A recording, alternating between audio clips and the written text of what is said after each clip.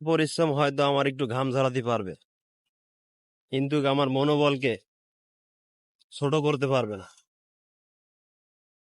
Hello, আসসালামু আলাইকুম everyone, কেমন আছেন আপনারা সবাই? আজ সকাল সকাল রুমেতে বাইর হলাম এবং কাতারে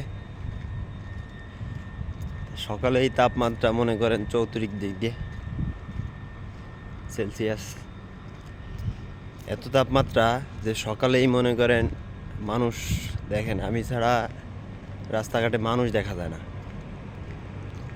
পুরো রাস্তাঘাট ফাঁকা।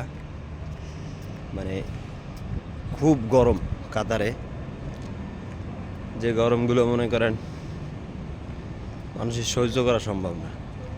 এবং আমি সিরিয়াস যে এতটা গরম, তারপরে সকালে বার হইয়া দৃশ্যগুলো আপনাদের তুলে ধরলাম।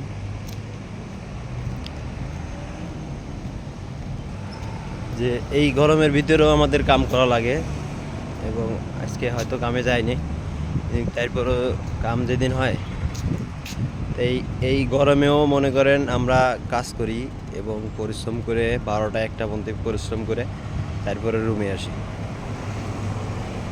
আর এত পরিশ্রম করা লাগে এই দেশে কাজের জন্য, এই গরম সহ্য করা লাগে যা মানুষ মনে করেন এমনি বেরোয় না কাজে, বাইরে বেরোয় না এসি ছাড়া। বুঝছেন? পিছনে যাদের জরুরি কর্ম করা লাগবে এবং যাদের কাম করা লাগে তারাই বাইরে। আর এখানে তো কাম করার জায়গা নাই, এক কাম করার জায়গা হলে দেখা যেত।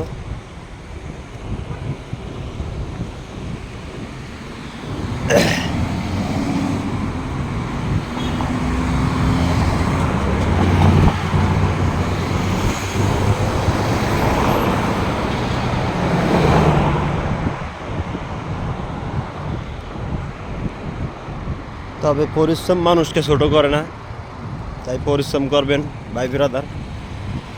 সবসময় জন্য পরিশ্রম মানুষকে ভালো রাখে, উপর আল্লাহ ভালো রাখে।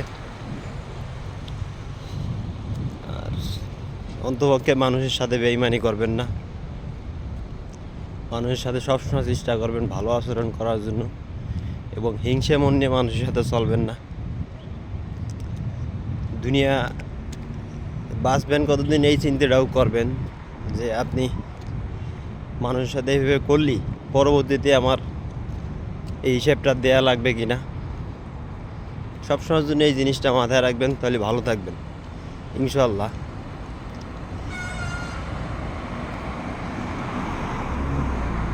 কারণ অনেক দেশের ভাই ব্রাদার আছে, তারা ওই এই থালে ওই থালে ঠোকর মেরে খায়, মানুষের পরিশ্রম করা টাকাগুলো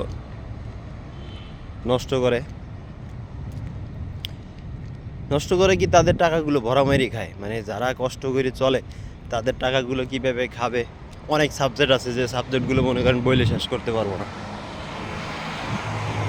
তাই আশা করি যে সবাই ভালো থাকেন এবং সবার দৃষ্টি থেকে মানবতা দেখান। ঠিক আছে, ইনশাল্লাহ। সবাইকে আল্লাহ হাফেজ।